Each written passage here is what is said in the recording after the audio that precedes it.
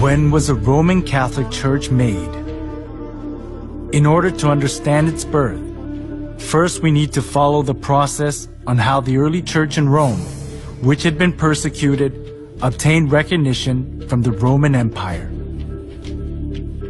The church in Rome kept the undefiled truth of the early church in its initial stage, but later accepted various gods of Rome and religious customs when it became acknowledged as a Roman religion. And this gave birth to the Roman Catholic Church that has the characteristics of Roman polytheism. The Apostle Paul preached the gospel of Christ to Palestine, Asia Minor, Greece, and finally in Rome.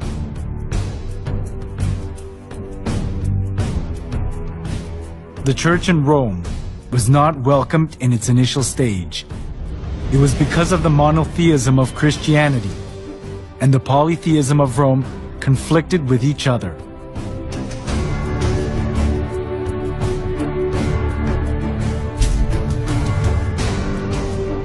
The Romans believed that everything, humans, places, and goods, was inhabited by divinity.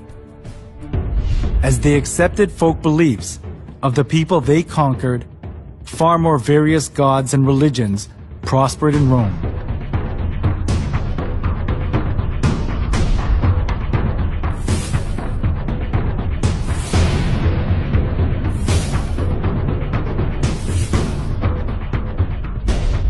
Christian monotheism that appeared in this age went counter to the polytheistic concept of Rome, especially as the Roman emperors approved all the religions of the people they conquered in order to rule over them and to achieve their political purposes.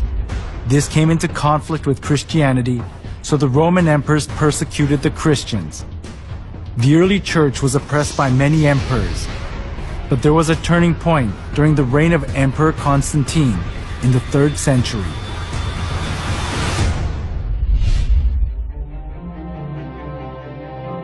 In 313, Emperor Constantine proclaimed the Edict of Milan. The edict approved Christianity as a legal religion of Rome and gave legal privileges and immunity from military duty and taxes to the Christian clergy.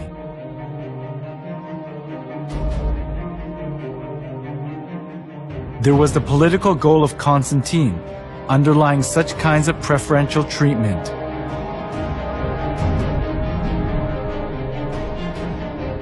It was Mithraism, the sun worship religion, that was diffused throughout Rome. But all the Roman emperors deified themselves and enforced people to worship them.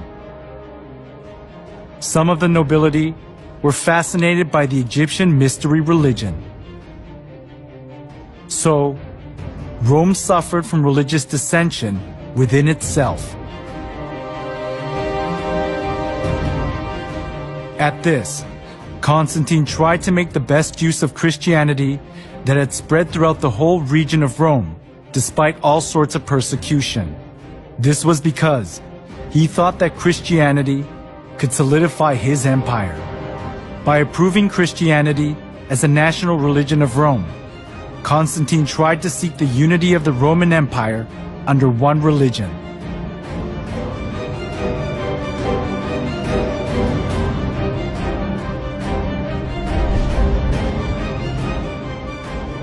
Thanks to Constantine's pro-Christian policies, many believers of the polytheistic religions of Rome streamed into the Christian church. This tightened Constantine's political grip, and Christianity positioned itself as the religion of Rome, expunging persecution and contempt it had received so far. However, the indiscreet conversion they did without having any kind of understanding or faith, rather produced an adverse effect: the influx of pagan customs into the church.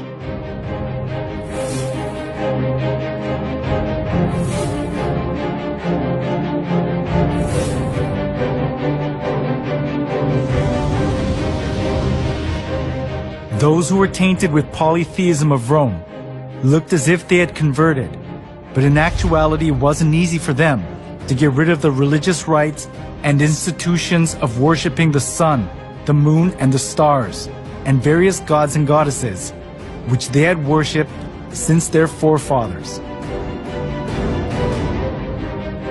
The church in Rome sought for solutions to disburden the pagans when they converted to Christianity.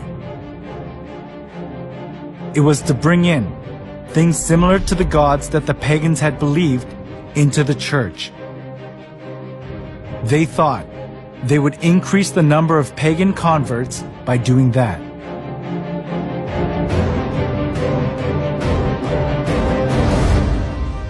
For the Christian bishops introduced, with but slight alterations into the Christian worship, those rites and institutions by which formerly the Greeks and Romans and others had manifested their piety and reverence towards their imaginary deities, supposing that the people would more readily embrace Christianity if they perceived the rites handed down to them from their fathers still existing unchanged among the Christians. The church in Rome that had been persecuted and despised wanted to put their roots down in Rome as an approved religion, even if they had to be mixed up with Roman polytheism. It was because they wanted to keep their faith in comfort, being freed from the extreme pain of persecution.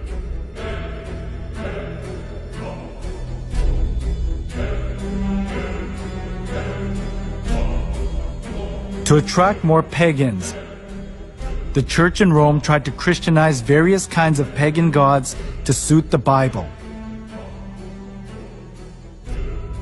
One of the most representative things among them was accepting pagan customs of the sun god worship tradition. The church in Rome identified Jesus with the sun god.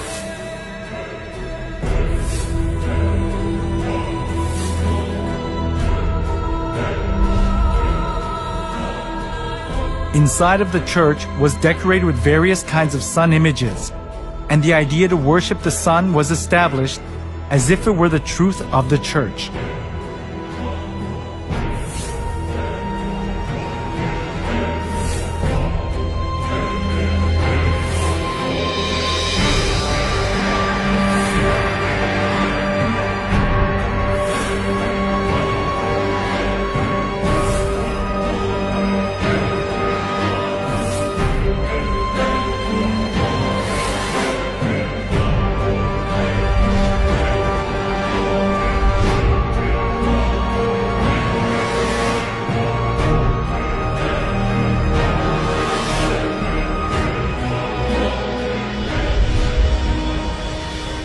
All judges, city people, and craftsmen shall rest on the venerable day of the sun. Constantine's edict in 321 played an important role in making the sun god worship faith to put its roots down in the church. Constantine continued to identify the sun with the Christian god in some way. When in 321, Constantine made the first day of the week a holiday, he called it the Venerable Day of the Sun, Sunday. The Christian church took over many pagan ideas and images. From sun worship, for example, came the celebration of Christ's birth on the 25th of December, the birthday of the sun. As the sun god worship mingled in with Christianity, the church in Rome was deprived of its purity of the early church and changed its appearance to the Roman Catholic Church.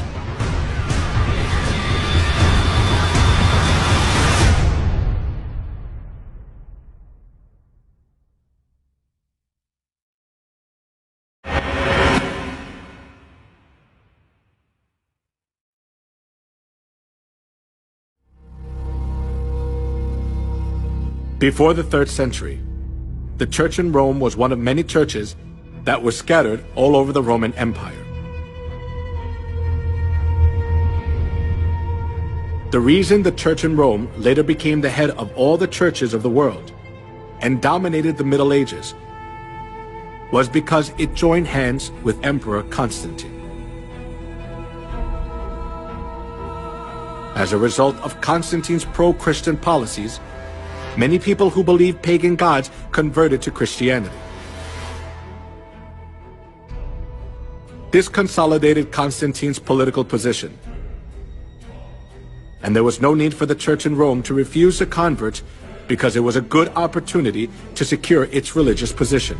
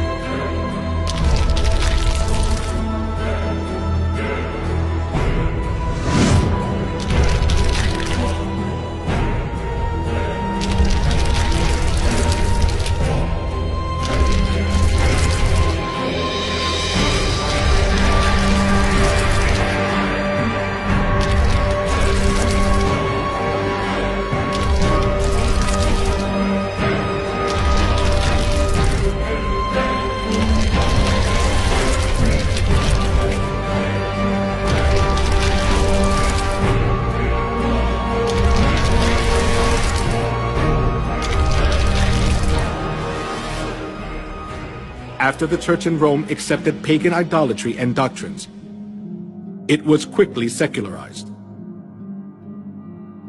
During the Middle Ages, it was even hard to tell the difference between the church and the secular world. The Catholic Pope enthroned kings, and kings protected the Catholic Church. Opposing the Catholic Church itself was rebelling against one's own country.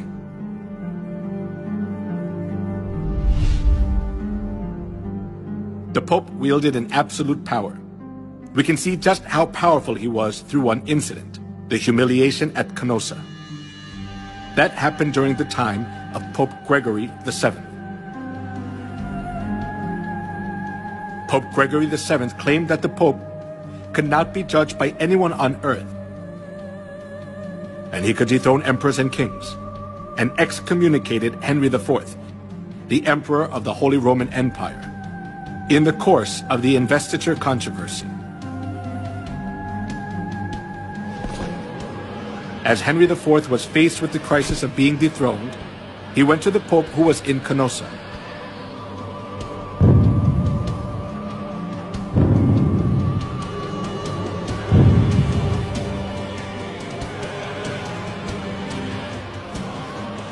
Barefoot, he knelt for 3 days in the snow, outside the castle of the Pope, and begged for his forgiveness. This is what is called the humiliation at Canossa incident. The Pope had so much authority that there was no one who was able to hold back the Church from abusing its power anywhere in Europe.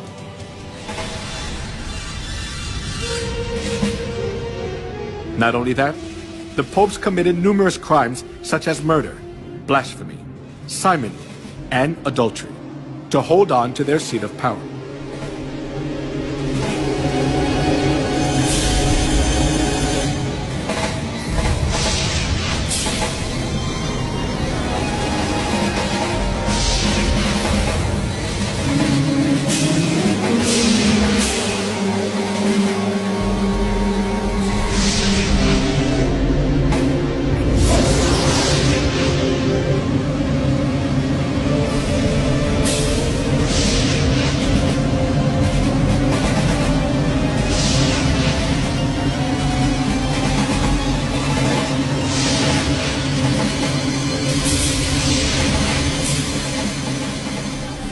We cannot even fathom the evil deeds of the corrupt popes.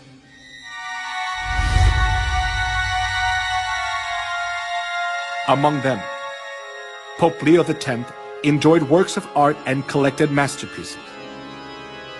He invited artists like Michelangelo, Leonardo da Vinci, and Raphael to the Vatican and richly ornamented the church. Being driven by his vanity, he constructed St. Peter's Basilica. However, as he ran out of money by collecting costly works of art, he started to print a greater amount of indulgences.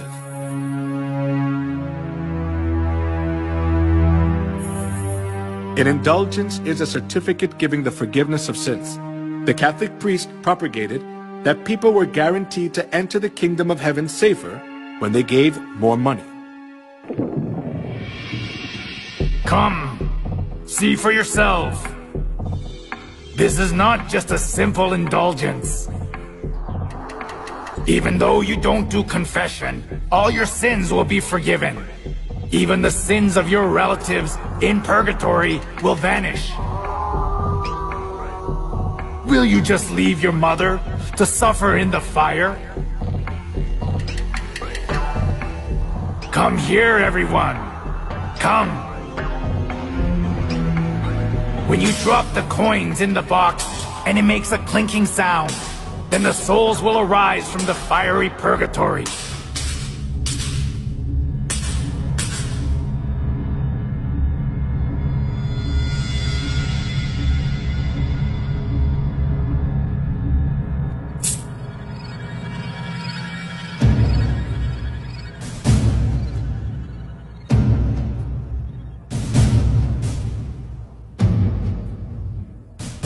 The sale of indulgence was one of the biggest businesses of the Catholic Church.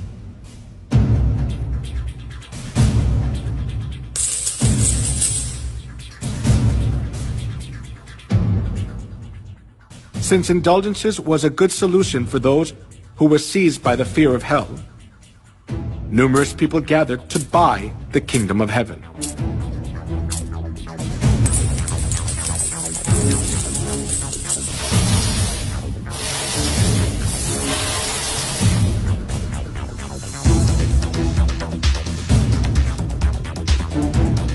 Giotto, the representative artist during medieval Europe, clearly shows the evils of indulgence in his work.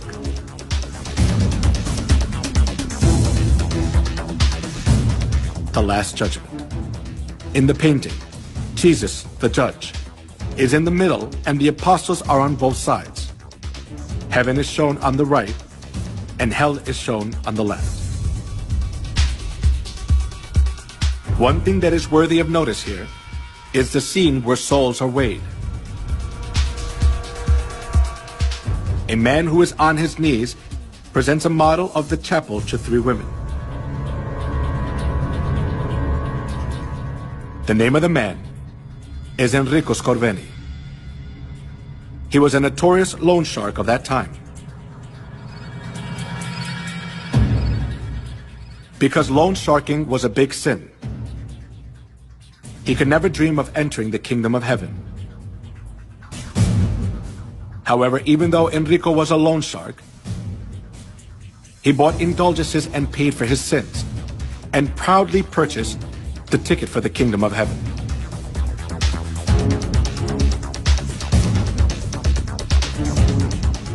The Bible teaches that only God can forgive sins.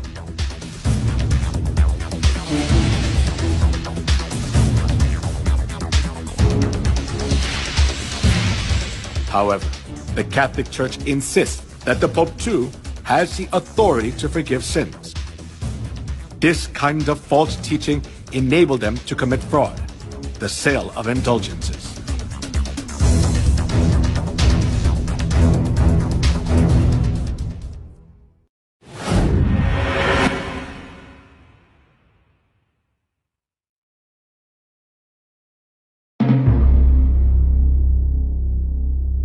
The Inquisition, run by the Catholic Church, is evidence that shows how corrupt and cruel the Catholic Church is. The Inquisition, which was established for religious trials, became a transnational institution of the Catholic Church. It was devised to condemn heretics designated by the Catholic Church.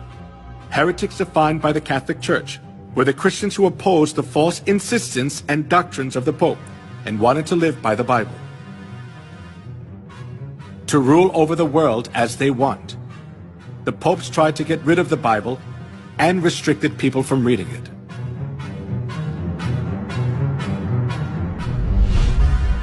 Pope Alexander III labeled those who read the Bible as heretics and commanded to confine Christians who were condemned as heretics to expropriate their property.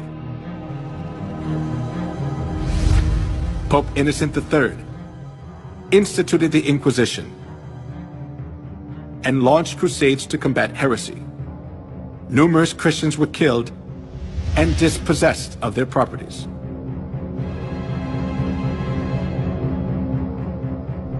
Pope Gregory IX claimed to punish heretics who did not repent and appointed the Order of St. Dominic as the Inquisitor. Pope Innocent IV promulgated the bull Ad Extirpanda, explicitly authorizing torture, and commanded to burn everyone who opposed Catholicism. Here is the salient religious trial of the century. Giordano Bruno, a medieval astronomer, was charged as a heretic by the Catholic Church and burned at the stake. The reason he was burned was that he denied the geocentric theory and insisted on the heliocentric theory. After that, Galilei verified that the Earth revolves around the Sun. But he too was declared a heretic and was forced to recant his heliocentric view.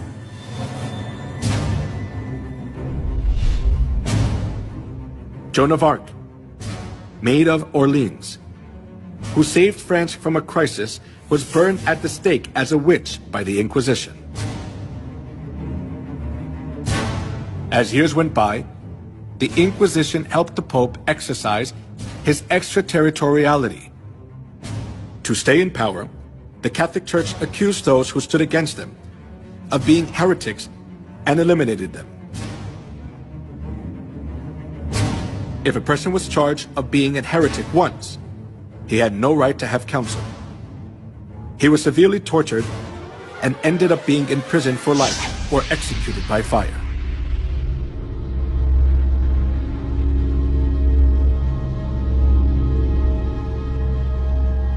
The Inquisition was the most infamous and devilish thing in human history. It was devised by the popes and used by them for 500 years to maintain their power. For its record, none of the subsequent lines of holy and infallible popes have ever apologized.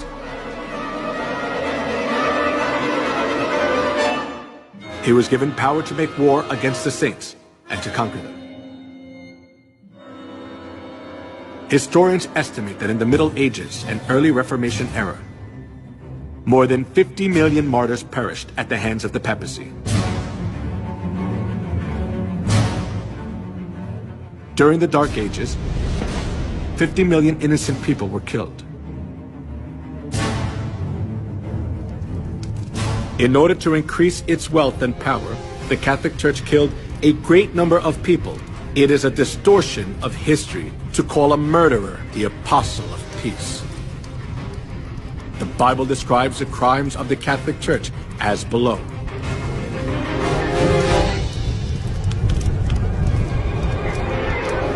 I saw that the woman was drunk with the blood of the saints, the blood of those who bore testimony to Jesus. When I saw her, I was greatly astonished. He will speak against the Most High and oppress his saints and try to change the set times and the laws. The saints will be handed over to him for a time, times, and half a time. The Roman Catholic Church was Babylon the Great that ruthlessly killed innocent people who followed Jesus. The crimes of the Roman Catholic Church which are prophesied in the Bible, are clearly seen in history.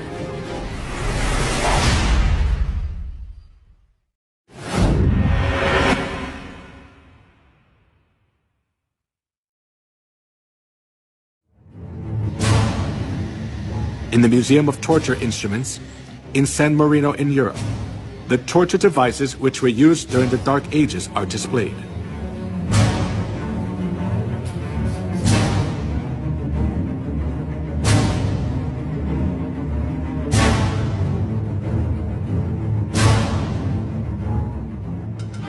Iron Maiden. It is one of the representative torture devices from the medieval period. It is an iron cabinet with a spike-covered interior, with iron spikes about 8 inches long. When a person is enclosed inside, the whole body is pierced with the pointed iron spikes and is fatally injured, and the person dies slowly from excessive bleeding.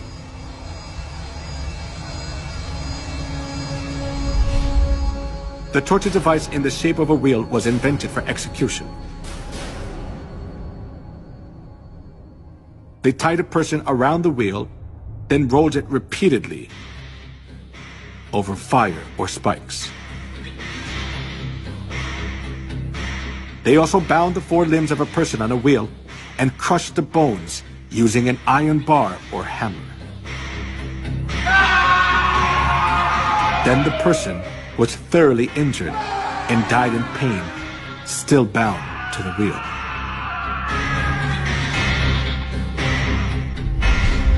The Inquisition invented cruel torture devices to give victims as much pain as possible.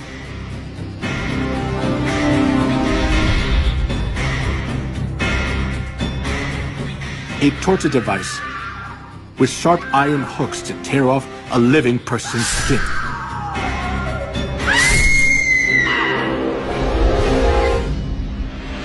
A pyramid-shaped torture device with a sharp tip. A person was put on top and suffered severe pain as a sharp point was inserted into the body little by little due to the body weight. Most of the time, tortures were carried out by Catholic monks or priests. They pulled out nails using pliers, burned parts of the body with fire, and crushed fingers and toes with torture devices. A pulley was used to lift a victim's body up, and then drop them to make all the joints go out of place. A person was burned alive while their hands and feet were tied. A chair with spikes was used to tie a person down, and it made blood come out from every part of their body. If a victim denied the Catholic Church's teachings, despite the hard torture, they poured boiling lead in the mouth or ears, or gouged out their eyes, or flogged them until parts of their skin flew off.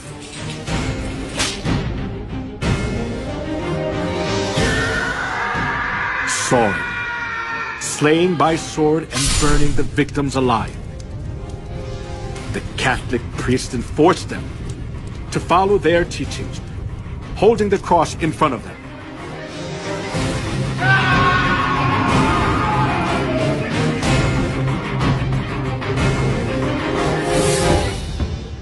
The persecution for anti-Catholics continued as a large-scale massacre. In 1209, 6,000 were slain to death at Berthiers. And 1211, 100,000 Christians were massacred at Lavore. Though the massacre at Merendal, 500 women were locked in a room and burned to death. In the massacre of Orange in 1562, the Italian army sent by Pope Pius IV was commanded to slay men, women, and children. In 1572, approximately 100,000 people were massacred in Paris, France.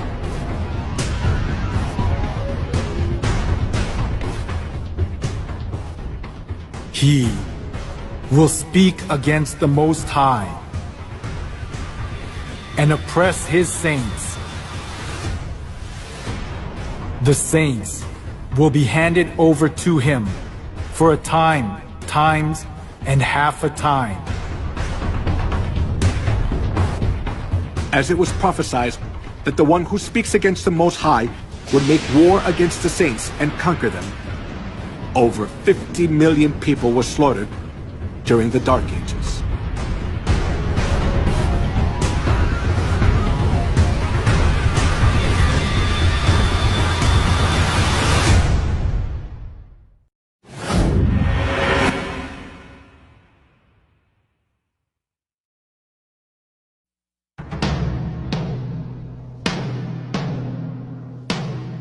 The cruel massacre of the Catholic Church during the Dark Ages continued to the Holocaust, which killed 6 million Jews, the most tragic event in human history.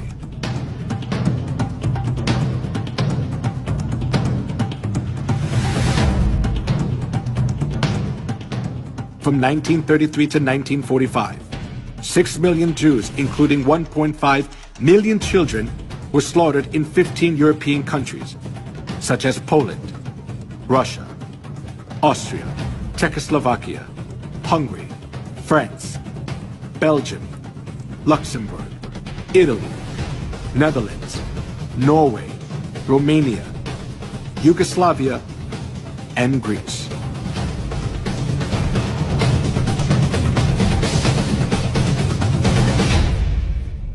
All property of the Jews was confiscated. Women were dragged naked in public. They suffered from starvation, infectious diseases, confinement, and public execution. The Jews who survived faced a miserable death in gas chambers in concentration camps built by the Nazis.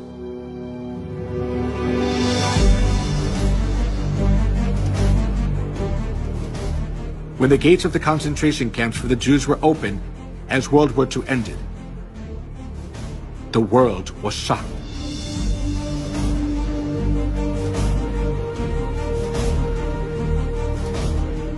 In the concentration camps, there were dead bodies of the Jews that were not buried yet, piled up like a mountain.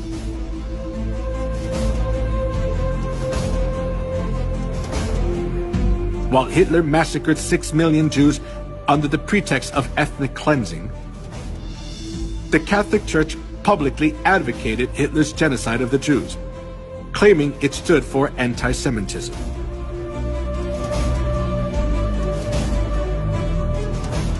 When the Nazis' genocide of the Jews reached its peak, Weissmandl, a Jewish rabbi, sent a letter to the Vatican to ask for help.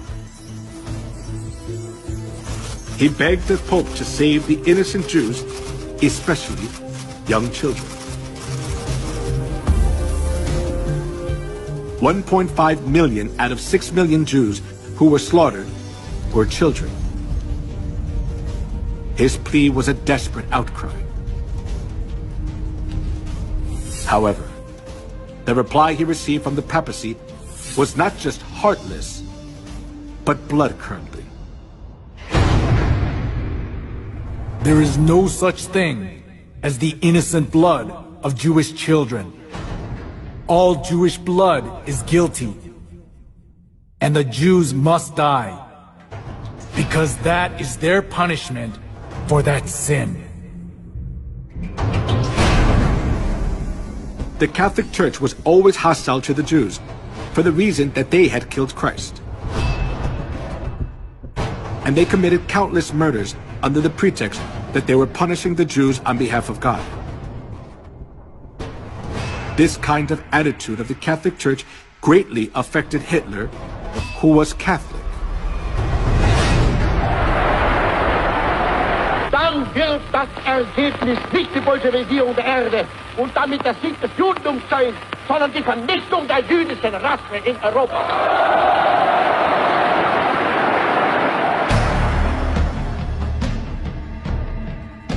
Hitler was a fervent Catholic.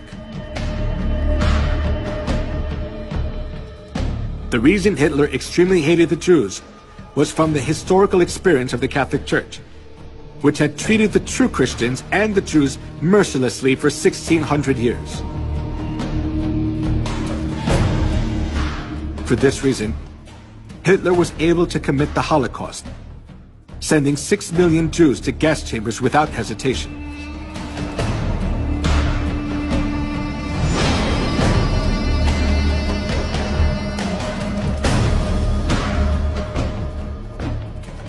Before the massacre of the Jews began, the Catholic cardinals officiated in Mass for blessing the German Nazi guards. And the Catholic Church publicly advertised Hitler's genocide of the Jews.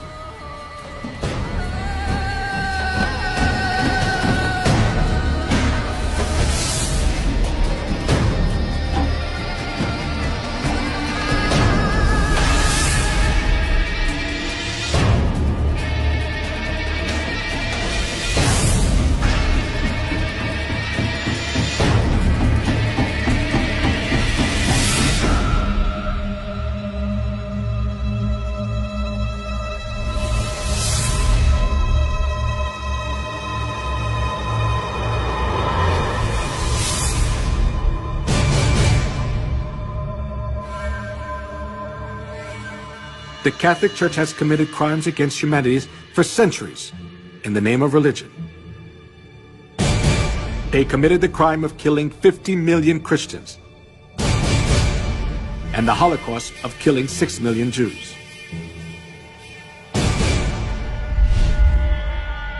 The traces of the massacre of the Jews still remain at the Auschwitz concentration camp in Poland. The pictures of the Jews and their belongings are displayed in the concentration camp, showing how the Jews were mistreated, cursed, and insulted.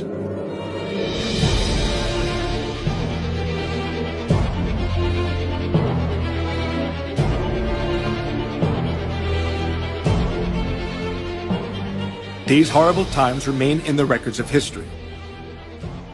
But all the errors of the Catholic Church are disappearing from people's memories, little by little.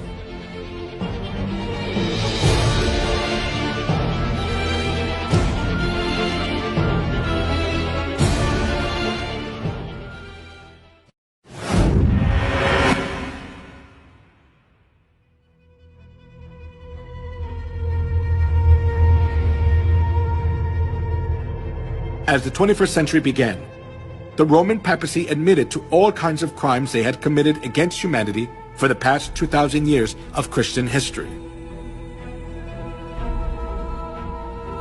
They admitted their faults, such as the Crusades, anti-Semitism, the Inquisition, and witch hunts.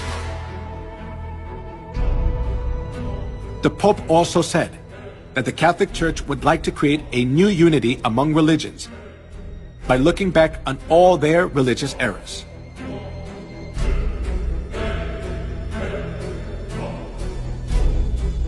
However, can all the errors of the Catholic Church be forgiven by just admitting to all the crimes they committed against humanity in the past?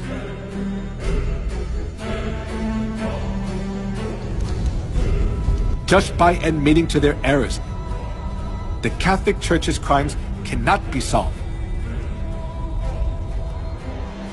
They can never come to true repentance unless they realize their fundamental errors.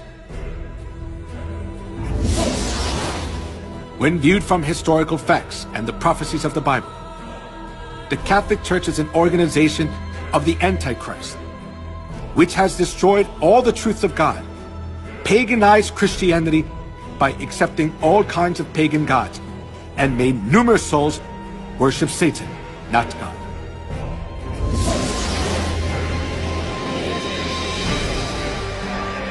Not being content with their crime of killing cruelly whoever was against them for the past 2,000 years of Christian history, the Catholic Church is still committing a crime of driving countless souls to death. Therefore, admitting their crimes, which have already been revealed through history without having fundamental repentance, is only a crafty trick of the Catholic Church to pull the wool over people's eyes.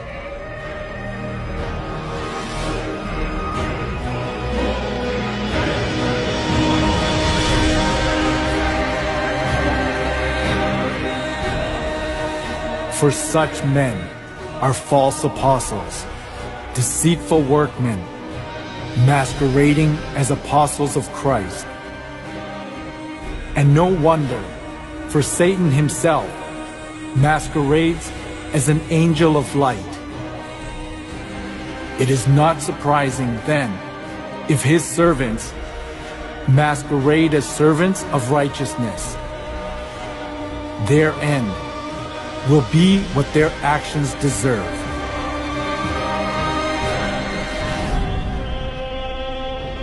In human history, the organization which has killed the most people is the Catholic Church. Nevertheless, the Pope is called an apostle of peace. It is an act to distort history. The reason the Catholic Church is more dangerous than any other organization is that they are doing all these things in the name of Christ.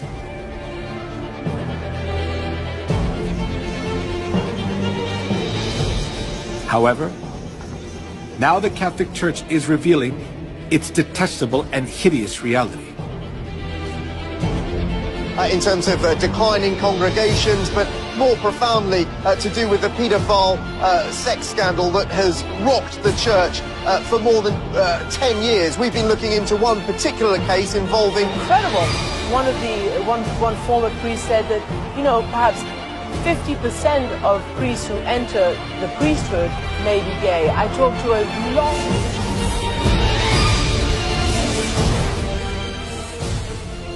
This is the living evidence which shows that Babylon the Great is falling apart, being judged by God's wrath as it has been prophesied in the Bible.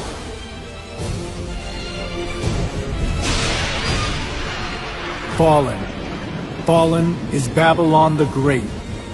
She has become a home for demons and a haunt for every evil spirit, a haunt for every unclean and detestable bird. Give her as much torture and grief as the glory and luxury she gave herself. She will be consumed by fire. For mighty is the Lord God who judges her.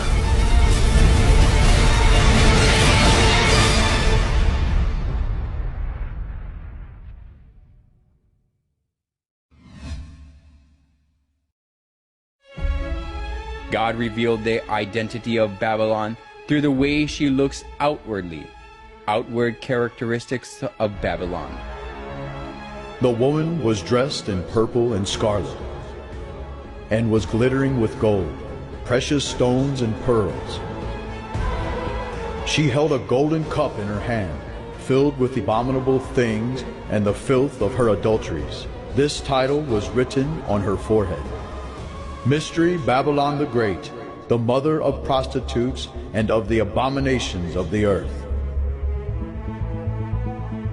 In the Bible, women refers to the church, and among numerous churches in the world, the church that is dressed in purple is the Catholic Church. The color of the traditional priest robe of the Catholic Church is purple and scarlet.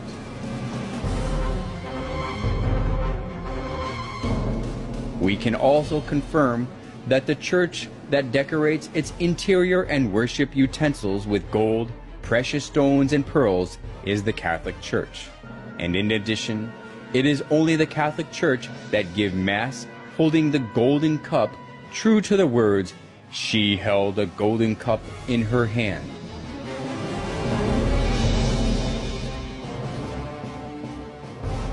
As we have seen, no church but the Catholic Church satisfies all the points that the Bible tells us. The Bible recognizes this organization as Babylon the Great. The Catholic Church, Babylon the Great, looks as if it worships God, but when we closely look into it, we can find out they do abominable things to worship the sun god.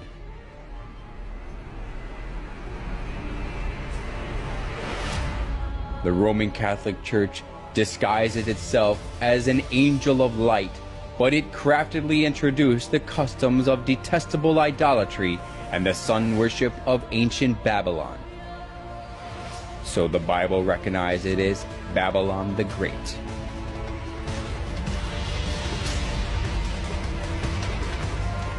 Then does the Bible call only the Roman Catholic Church Babylon?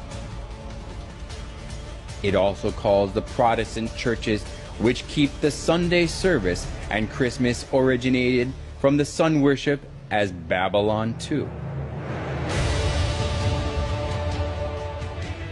This title was written on her forehead. Mystery Babylon the Great, the mother of prostitutes and of the abominations of the earth. In the Bible, women refers to church.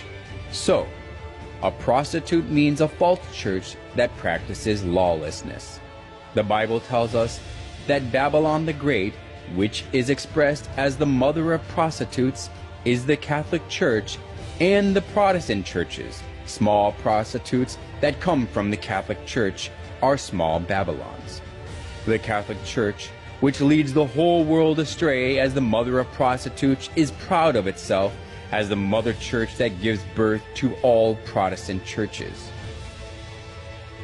The Catholic Church is the continuation of the Incarnation and the prolongation in time and space of the Redemption. It is the mother church of all Christendom. The Bible also recorded about the abominable behavior of the prostitute who leads the whole world astray. The kings of the earth committed adultery with her, and the merchants of the earth grew rich from her excessive luxuries. Babylon the Great and small Babylons, which changed God's set times and laws, oppressed God's saints. The Bible prophesies that God's rage will judge them in the end.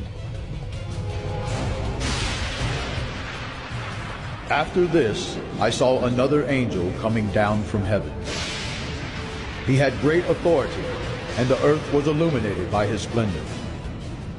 With a mighty voice he shouted, "Fallen, fallen is Babylon the Great."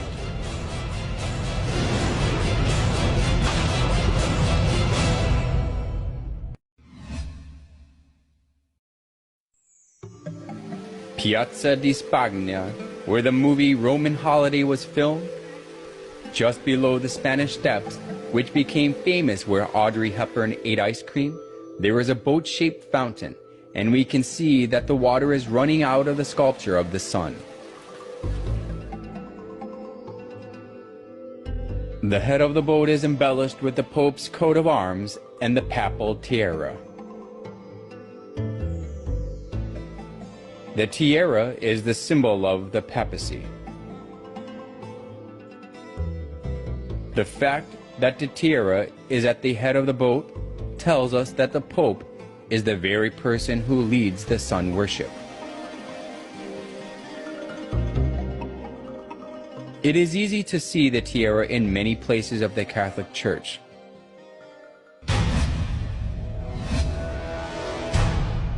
There is a secret hidden in the papal tiara.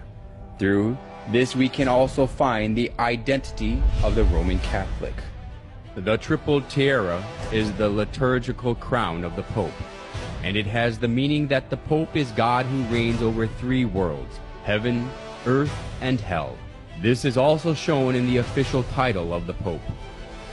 The official title of the Pope is the Vicarius Filii Dei in Latin, which means the Vicar of the Son of God. This title shows that the Pope is God himself. Some of the letters of the Latin have numerical values, so if we add up the numerical values of the letters of Vicarius Filii Dei, it is 666. 666. What does that number 666 mean?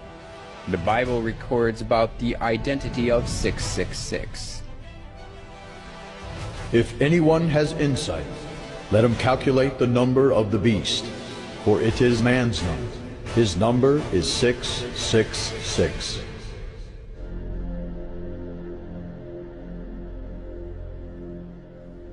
Every reformer, without exception, spoke of the papacy as the Antichrist.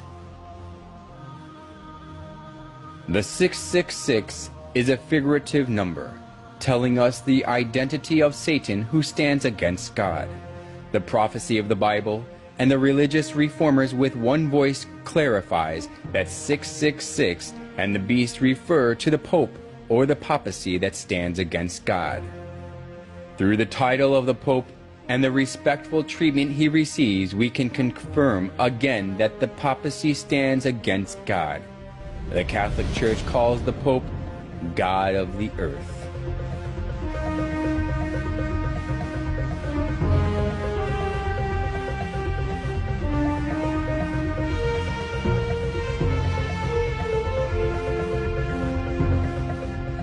The Pope is a mere man, but the Catholic Church insists that he can modify God's laws as he pleases.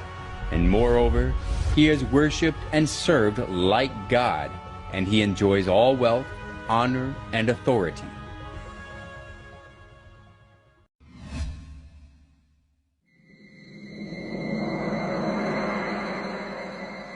The obelisk standing in the center of St. Peter's Square is closely related to sun worship.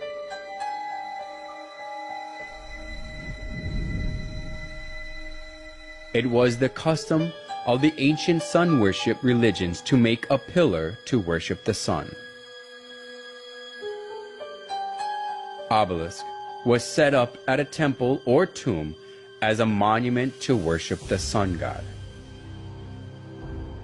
It typically had a pyramid-like shape at the top, and the pyramid is the emblem of the sun god of the Egyptians, Ra. Like this, the obelisk was made for the sun god.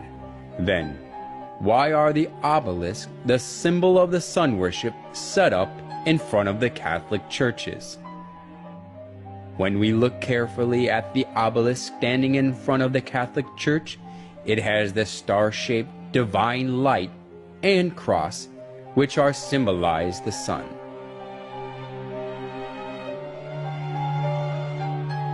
Just as the obelisk is the symbol of sun worship, the cross on top is also the symbol of sun worship, which originated from Babylon.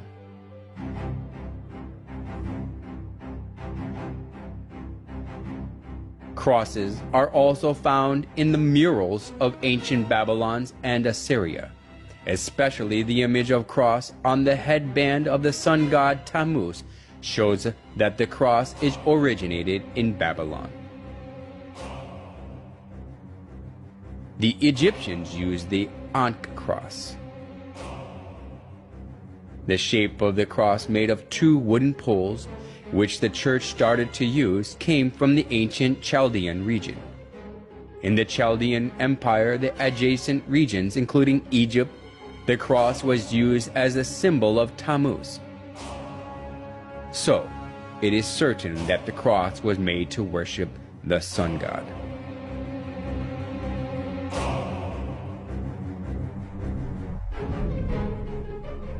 The Catholic Church set up obelisks in front of their churches and put the cross on top of them without exception. They put one more symbol on the sun on top of the solar pole obelisk. However, they made an excuse that they put the cross on top of the obelisk to show that they conquered the obelisk, which is the symbol of paganism. However, the obelisk standing in front of the church as a symbol is nothing but a vestige of idolatry, showing that they accepted the sun worship of pagans. The obelisk, the star shape of the divine light, and the cross are idols for the sun god of the pretense on belief in Jesus.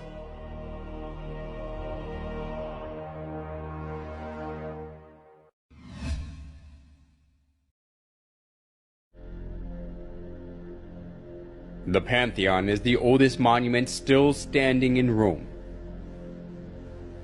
The Pantheon was rebuilt in 125 AD by Emperor Hadrian and dedicated to every known god as well as the sun god, the supreme god of the Romans. Then Pope Boniface IV converted it into a Catholic church. The Pantheon, which once was the temple for the sun god but is now used as a Catholic church, is famous for its domed roof.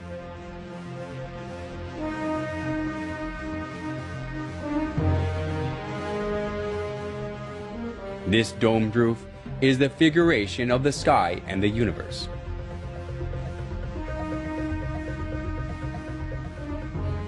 In the center of the dome, there is the oculus, a round opening with a diameter of 27 feet. The sunlight from the oculus is reminiscent of the round sun in the sky. The sunlight coming through the oculus lightens the inside of the church, and it creates an effect of the presence of the sun in the church.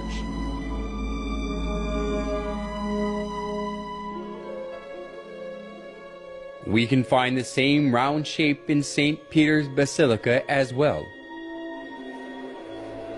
When we look up at the ceiling of St. Peter's Basilica, there is a circle like the sun at the center, and its shape looks like sunlight spreading from the circle.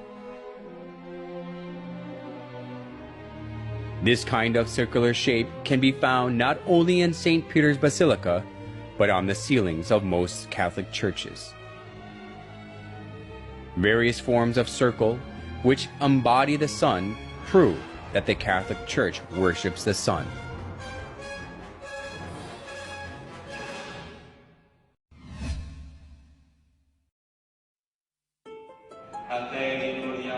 We can find another characteristic of the sun worship in the Catholic Church in their use of lamps and candles.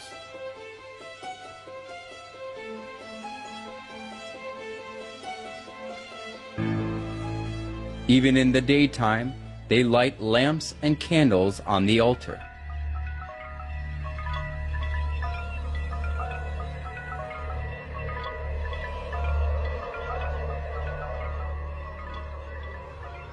People buy the candles displayed before the statue of Mary, saints, and popes so that they can light the candle, put it on the altar, and pray.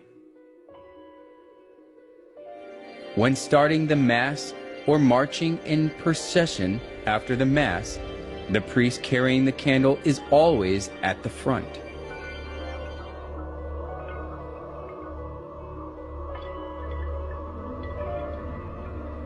Where does the use of candles in Catholic Church come from?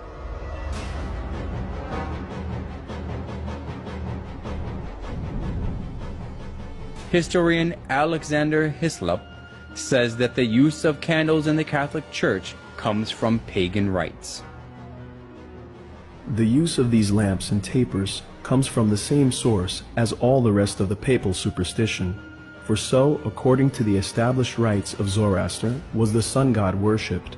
In the pagan processions also at Rome, the wax candles largely figured, accompanied by crowds of all sorts that were initiated in the same religion, all with flame bow or wax candles in their hands. In the Molucca Islands, wax tapers are used in the worship of Nito, or devil, whom these islanders adore. Catholic scholars also admit that the use of candles in the Catholic Church came from paganism. We need not shrink from admitting that candles, like incense and lustral water, were commonly employed in pagan worship and in the rites paid to the dead. We must not forget that most of these adjuncts to worship were not identified with any idolatrous cult in particular. They were common to almost all cults.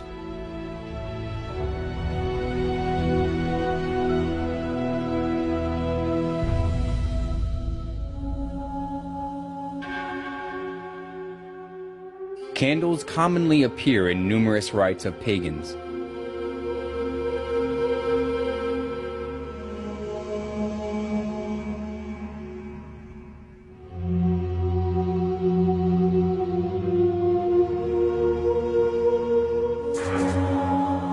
And it proves that the use of candles in the Catholic Church comes from sun worship.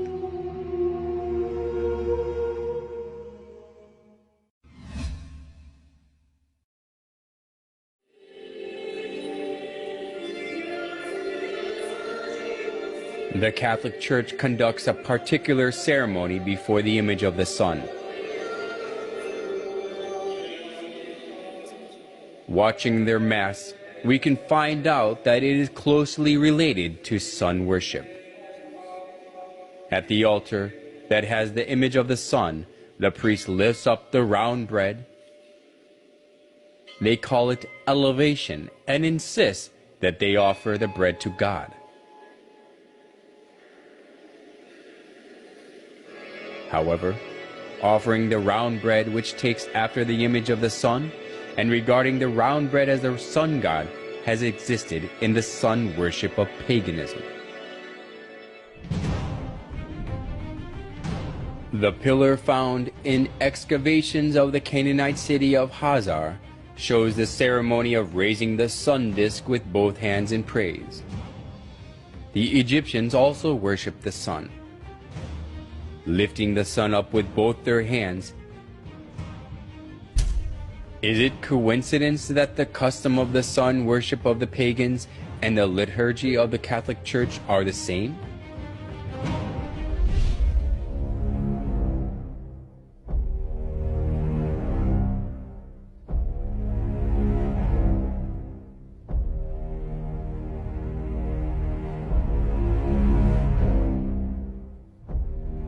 On special days, they put the bread in the sun-shaped frame and go parade through the streets for public display.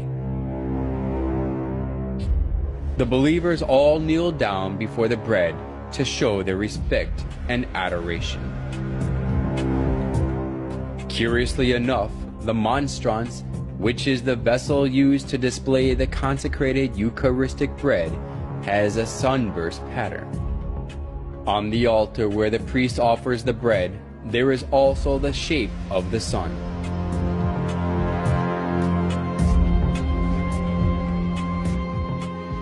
By offering the bread in the sunburst pattern, they worship the sun.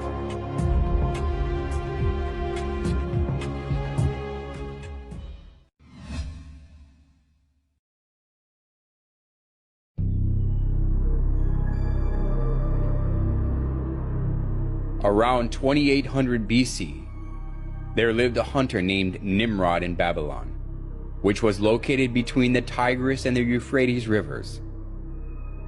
Whenever wild animals threatened the people, he protected them with his power.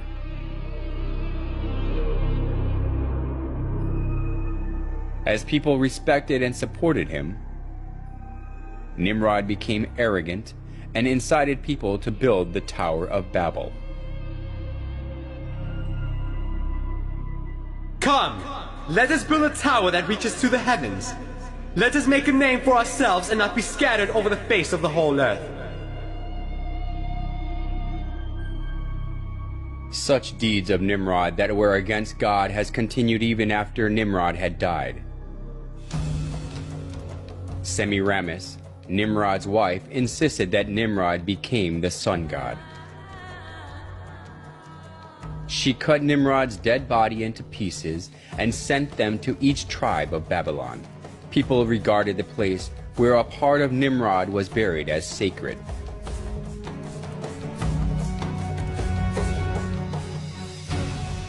She also claimed that Nimrod was reincarnated as her son. The sun god Nimrod was reincarnated as my son Tammuz. He who believes and follows Tammuz follows Nimrod. As Semiramis ruled over Babylon in place of her young son Tammuz, she maneuvered people into worshiping her. Monuments of Semiramis carrying her child Tammuz in her arms, were set up all over Babylon, along with various images symbolizing the sun god. The sun worship and the mother-child worship, which was a scheme devised by Semiramis, put down roots as a religion of Babylon.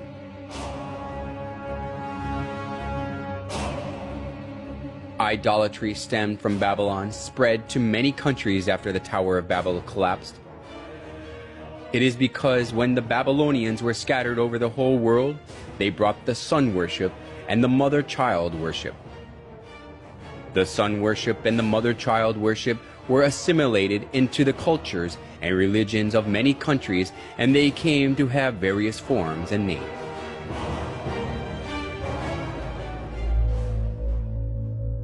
Nimrod, the sun god, was known as Mithra in Persia, Sol in Rome, Ra or Horus in Egypt, and Apollo in Greece. Semiramis and Tammuz, who were the start of the mother-child worship, was called Isis and Horus, Venus and Dionysus, Diana and Attis, and Astaroth and Tammuz, respectively. Besides these, the image of goddess, who is holding a baby in her arms, was venerated in many countries of the world. If so, was the mother-child worship the creature of an age, which was especially welcomed only in Babylon?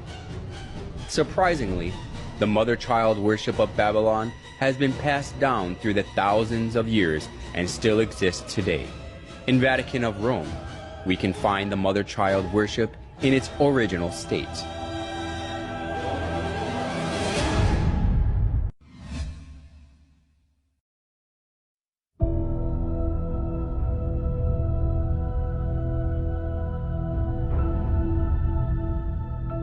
The statue of Virgin Mary with baby Jesus stands in the eye-catching place in the Catholic Church, whether it is a big cathedral or a chapel in a small town.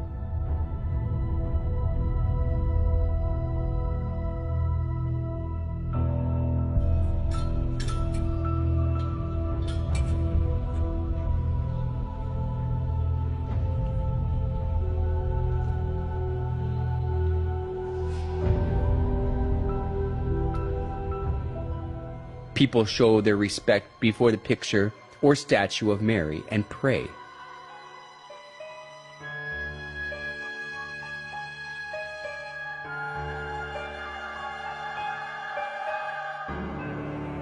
Even the Pope prays before Mary with his head lowered.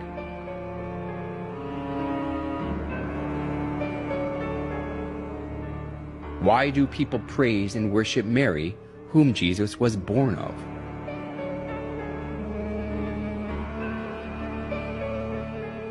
A famous Catholic bishop and writer, Alphonsus Liguori, explained in his writings that it is far effective to pray to Mary than to Christ.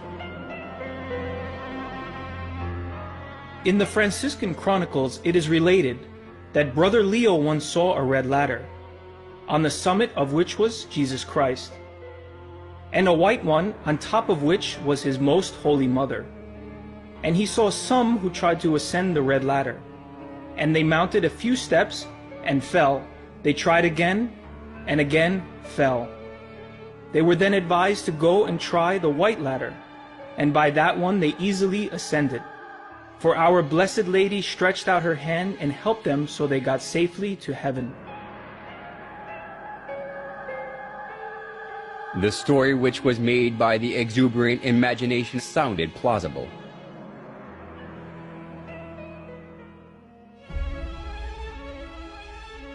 Although it was a man-made story, Pope Gregory XVI canonized Liguori as a saint, and Pope Pius IX declared him a doctor of the Catholic Church.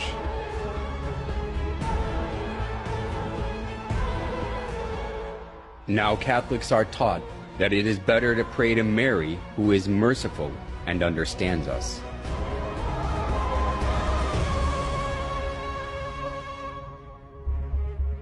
We must never go to our Lord Jesus except through Mary, using her intercession and good standing with Him. We must never be without her when praying to Jesus.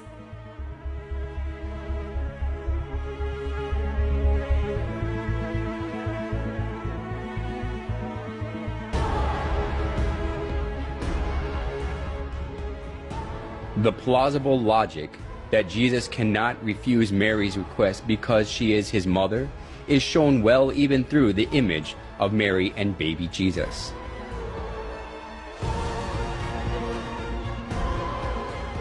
In most cases, Jesus is nested in Mary's arms as a baby.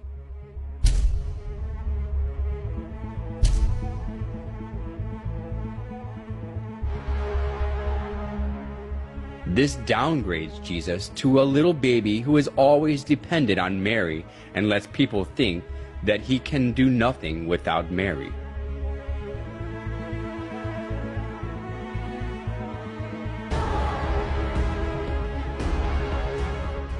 Today, the Catholics think more highly of Mary than Jesus.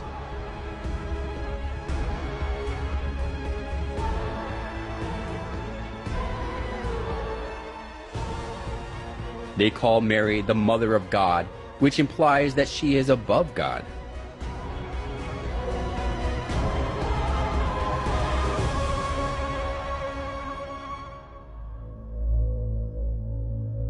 Mary as a female is merely a creation who was chosen to conceive Jesus.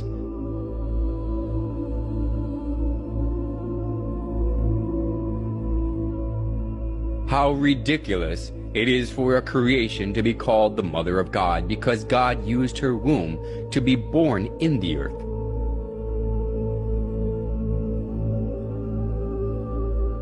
Nevertheless, the Catholic Church venerates Mary as the Mother of God. Mary worship of the Catholic Church reminds us of the mother-child worship of ancient Babylon. Just as Semiramis artfully spread the mother-child worship throughout Babylon when she ruled it over instead of her son Tammuz, the Catholic Church now makes people worship Mary, not God, by accepting the mother-child worship from Babylon.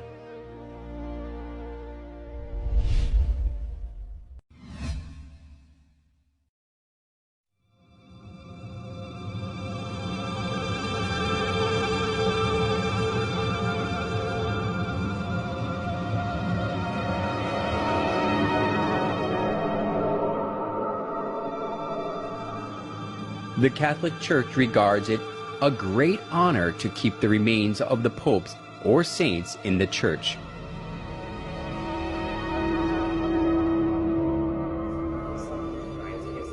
Since numerous worshippers pray before the remains of popes or saints, the church that possesses many articles and remains of those who were canonized as saints is highly valued.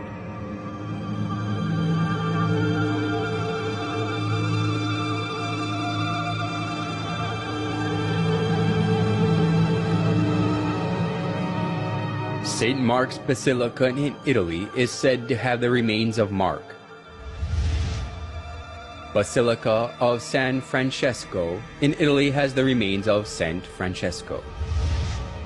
And it is believed that the skulls of the wise men who visited baby Jesus are kept in the Cologne Cathedral in Germany. People kiss the displayed relics and the coffins that contain the remains and pray for God's blessings before them. The veneration of relics of the Catholic Church even took the form of decorating the church with human bones.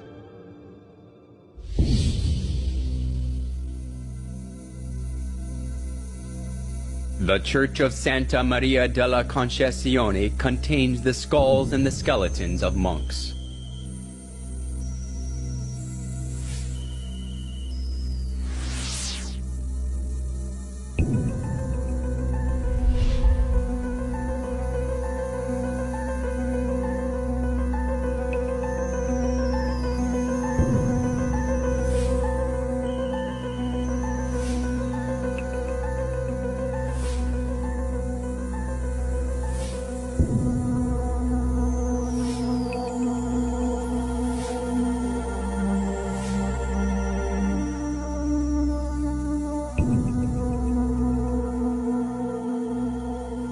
A Catholic church in the Czech Republic is designed with the bones of over 40,000 human bodies, and it attracts people.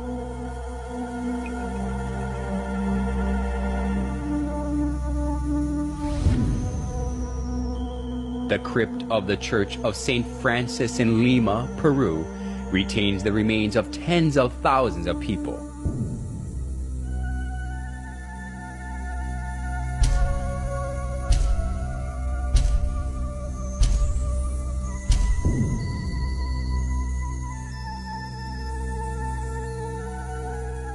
Usually, we shudder to think of the bones and coffins of dead people in the church. But why the Catholic Church sticks to this?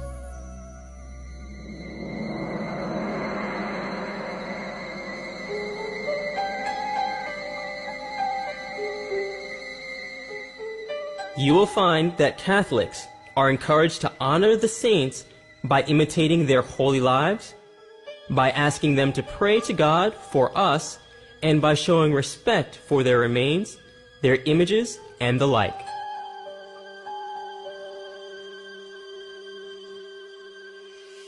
Why do they say that God grants His blessing through the relics of the dead, especially of those who are called saints? We can find the origin of the doctrine that God gives blessing through the relics in the ancient Babylonian religion. After Nimrod died, Semiramis cut his body into pieces and sent them to other regions, and they regarded the place where the dead body part was buried as sacred. The tradition of Babylon was handed down to the Roman Catholic Church, and because of this, the relics of the dead have become consecrated. Just like Babylon, that was cursed by God for its idolatry, the Roman Catholic Church is filled with all sorts of idols.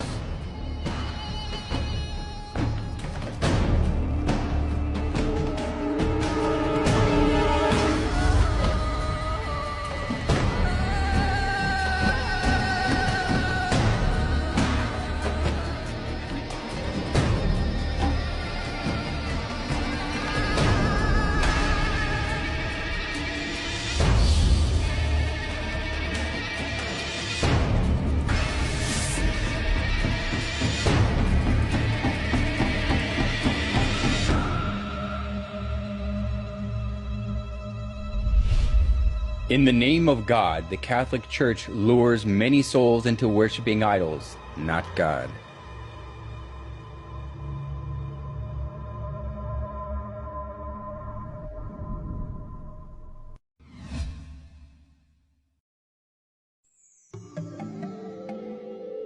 There are various forms of the sun in St. Peter's Basilica, which is one of the most important buildings of the Catholic Church.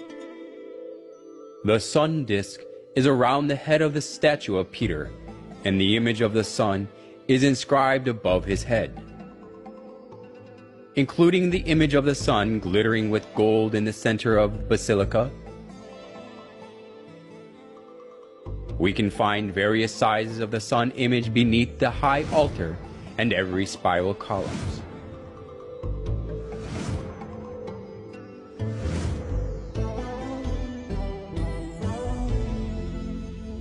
Even the cross on the altar and the utensils used for communion and the priest's costume have the sun images.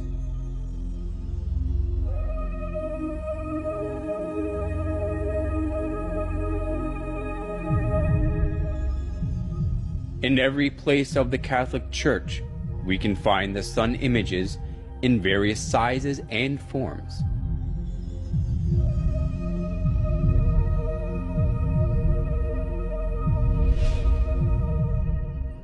Among the various forms of the sun in the Catholic Church, some has a picture of a dove in it.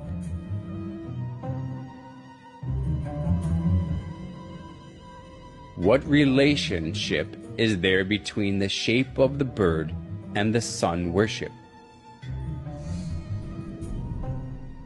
In the ancient religion of sun worship, the sun god used to be depicted as a bird.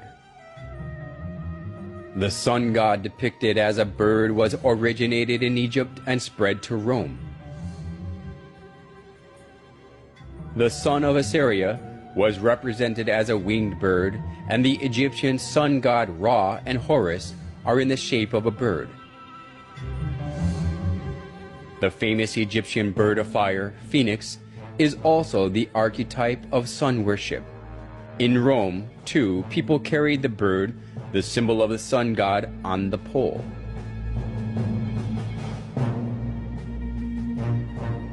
Then why does the high altar in St. Peter's Basilica have the image of the sun with the bird in it?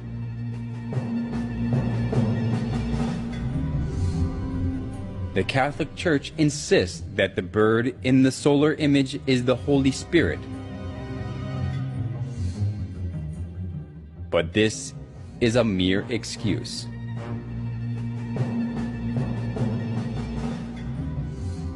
When we trace back the customs of sun worship, the bird is the winged sun god that the sun worshippers served. Offering the bread and wine to the image of the bird is not offering them to the Holy Spirit, but to the sun god.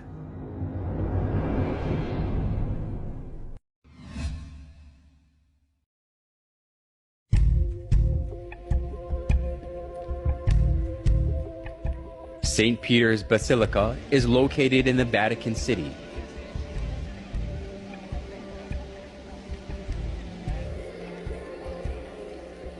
The bronze statue of St. Peter always attracts many tourists.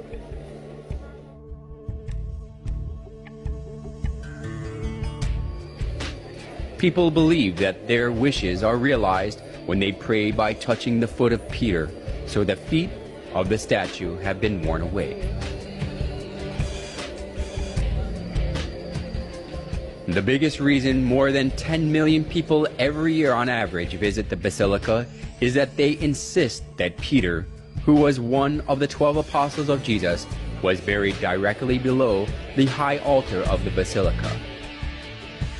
These are totally unfounded rumors, but people pray for God's blessing before the altar with blind faith.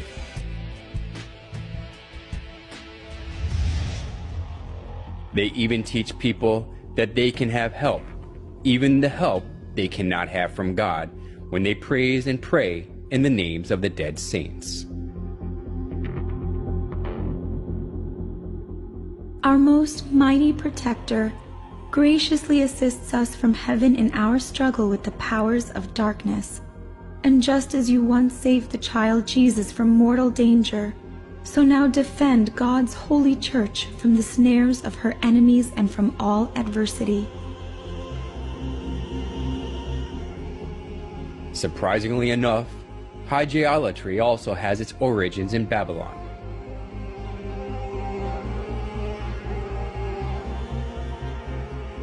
Since the Babylonians had some 5,000 gods, there were plenty to choose from.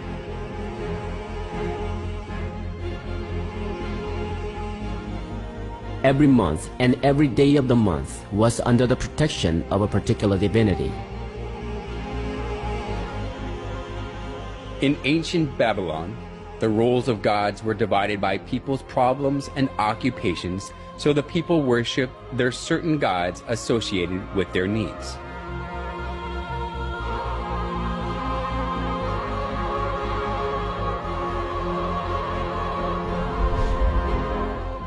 It has continued in the Catholic Church. The Catholics pray to the certain saints associated with their problems so that they can receive help. Just as we go to see different doctors according to the kinds of diseases, the Catholics go to different saints according to their needs. Just as they downgraded Jesus as a little child who depends on Mary through Mary worship, hagiolatry also deceived people to think that Jesus is weaker than the dead saints, so he cannot give them help.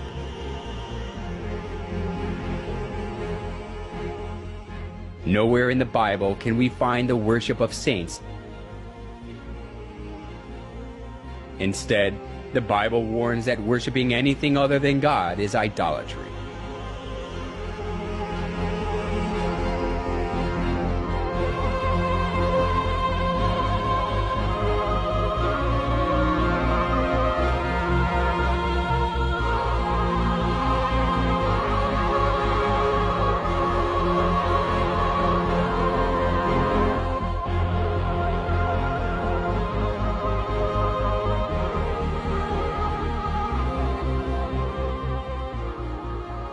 The Catholic Church even deleted the second commandment of the 10 Commandments so that they can worship the saints.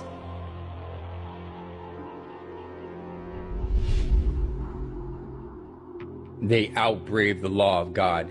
Do not make other gods or serve them, and stand against God.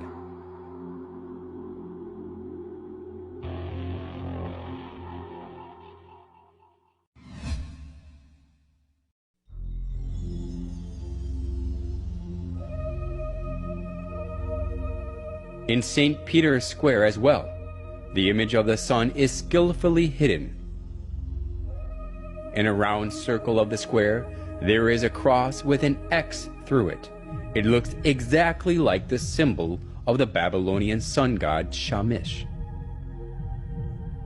The Babylonians called the sun god Shamash, and his symbol is the cross with an X through it. So we can easily notice that St. Peter's Square is modeled on the symbol of the Babylonian sun god Shamash. It even has one more circle inside it, just like the symbol of Shamash. The Babylonian sun god Shamash also appears in the image of a wheel. The ancient sun worshippers believed that the sun god rides the chariot, and they regarded the wheel of the chariot as the sun. To our surprise, St. Peter's Square has the shape of a wheel. The obelisk in the middle of the square is an axle. The square itself is the wheel. We can notice that St. Peter's Square is also the figuration of the sun.